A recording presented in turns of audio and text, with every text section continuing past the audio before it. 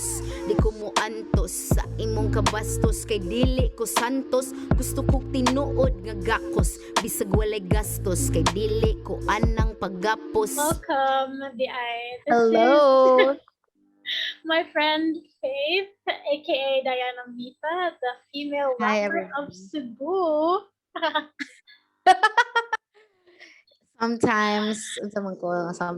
Sometimes model. Ulo. And right now I'm an eater. Lagi kay ko kaon day tambok na kay ko medyo da kong sawang na akong workout ang Ay balik. da, Ay kira gid na da, manambog. sus. Dahil Mo may jud. problema, basta Ay, yourself, yes. diba? As Busok. in, bitaw. So, how's life so far? Hala. Life is great, Juday. Like, no complaints so far. Kana lang kuan lang. Chill. My life slowly changed nga now nga like in a relationship na but very nurturing, very kanang beautiful. Murag na manifested din ako pud ako na manifested din ako nga relationship. I know it. And Nice. kana I'm happy nga kanang I get to share it with someone nga I'm really close with. Yung kanang good friends sa jud before na boyfriend ila na Nice. kana Important. jud That's so kana important. jud Grabe. As may in, plot twist bang it's nindot nice. kaayo. It's nice just to see na from the how you present yourself to the world as this rapper na kanang badass bitch na kanang isog bisaya ana jud kaayo, and then mo show ka sa imong vulnerable side na love oy. Nasada. Di ka ba ka kanang that's this is also like one of the things nga I want to kanang want to share. Murag gi-challenge siya ako ang belief on feminism ba. Because speaking of manifestations, before pod, like way back, baliktag mga throwback my ex relationships and ana, it made me become a feminist. Kaya you were so used to kanang toxic abusive men unya mo ni coin up din kag idea in your head about like what you know about feminism, and then later on I've been bringing that belief on towards nako or wherever I please. Nya hangtod nga murag ni ask ko og question one day kay ma-challenge mo sa gyud ang akong inner self gani nga murag asa jud ko ni fall ani nga spectrum, like am I really an extreme feminist kinana may kanang murag grabe na kay nga feminism karon nga murag they don't recognize men, they even want to get rid of men, like na inana nga feminism nga out of control na gani. As in, So I asked for like guidance and from the universe nga kanang teach me daw kuno asa may tagay lang ko og signs kung asa man jud kutob ang babae gyud. Like oh, kaiso ka na nga question, uy. yeah, like anak ko like realign me again, like I'm just curious asa gid kutob ang babae, and the answer that I found out to that is not everyone has the same comfort zone. So for me kanang murag I'm not a total feminist but I'm also not a misogynist. Kanang naragig ka nga mo fall in between the line of I'm strong but I'm also vulnerable. Nice. Balance. Inana Balance. the balance of both, because strength is also vulnerability and vulnerability is also strength.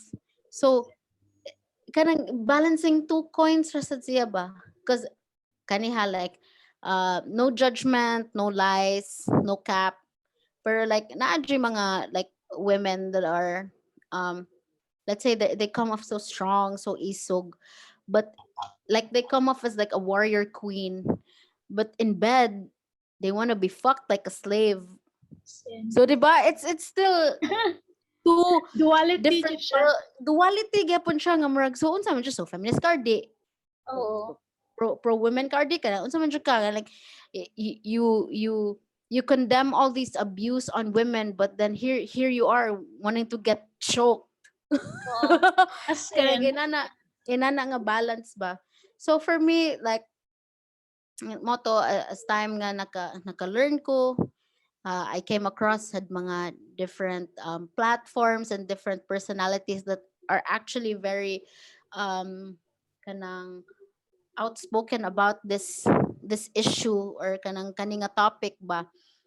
Nakaagi pug ko ni Kevin Samuels. I don't know if you're familiar with him, but for those who know kanang Kevin Samuels, kanang gibash magud na siya for being too alpha male.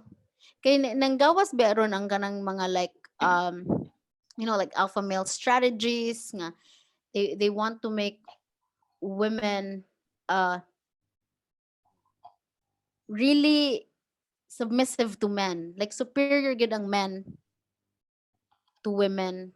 Nakaagi sa kog mga inana nga mga teachings ba. I archetypes. still don't know.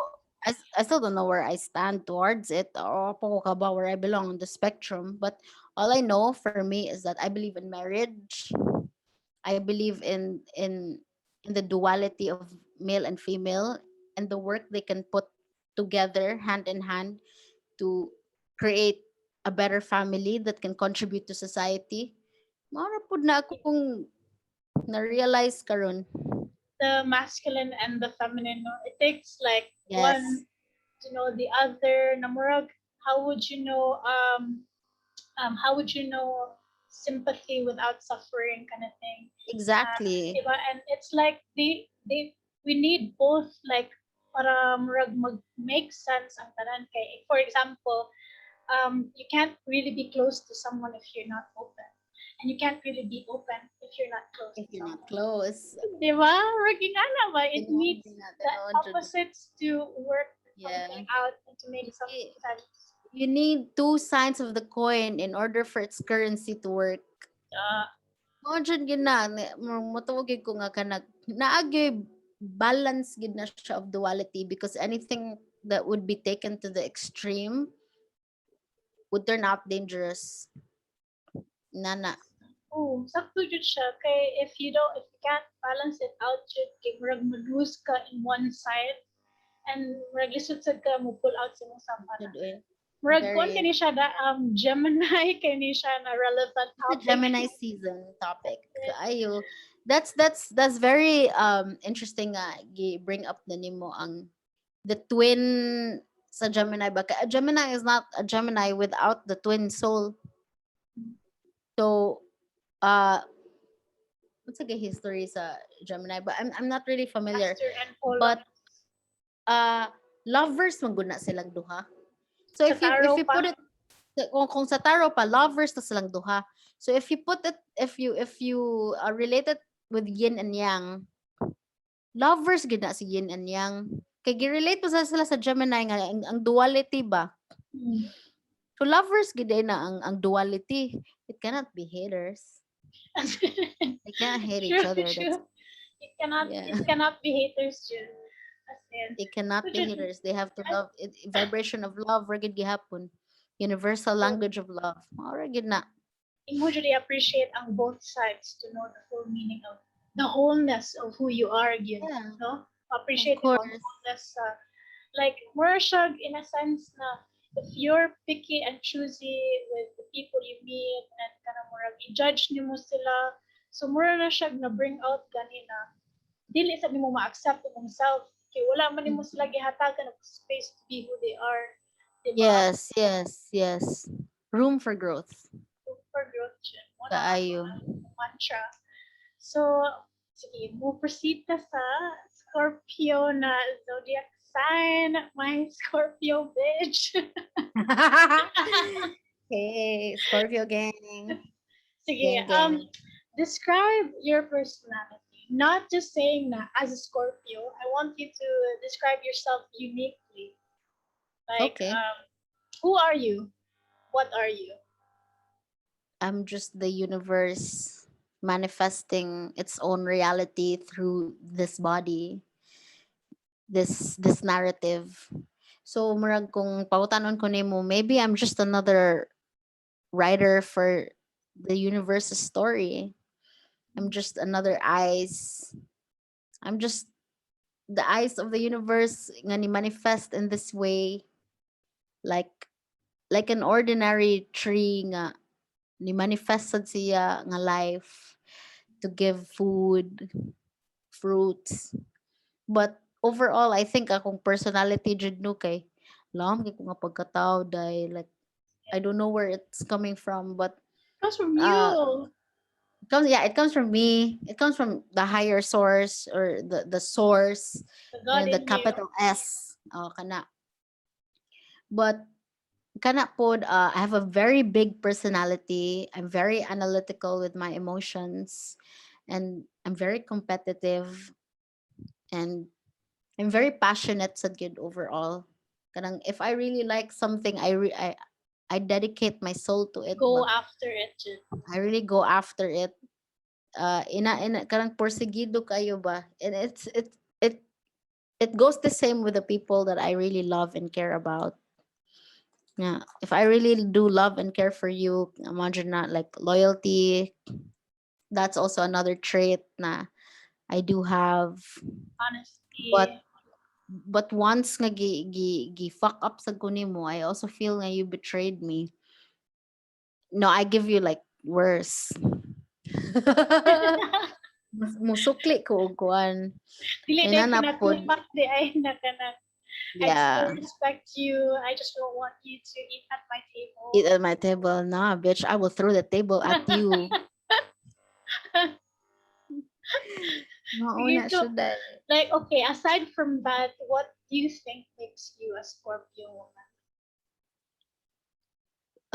Aside from the fact nga I was born in November and made Yeah, during and Valentine's aside from what siguro. you said, Aside from that, kanang I think the personality of kanang the hour of sex and death kana jud let me cry. kanang kanang kung ikaw ang sinugdanan, ikaw ang kamatayan. Rap na and, din. and and and you're a classic ba kanang you're a classic like class sick. Oh, Yeah, na classic. siya. Kana jud Class ha and then and you're sick. sick. You're Oh, the class and you're sick and you're classic. yeah. And then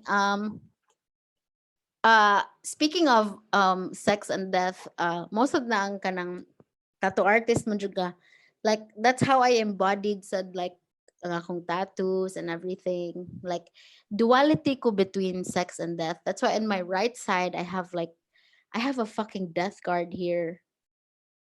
So Transformation and rebirth. she's transformation, she's rebirth, like na phoenix, like praning na siya, dahil na siya phoenix, dahil niya.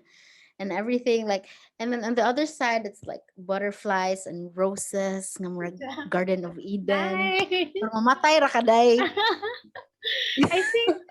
I think I feel no in the like the gist of it all is about seduction Sajid, because I think for you death Yeah, and sex is so seductive, and then yeah, the vulnerabilities of the yeah, the transformation great of some rebirth.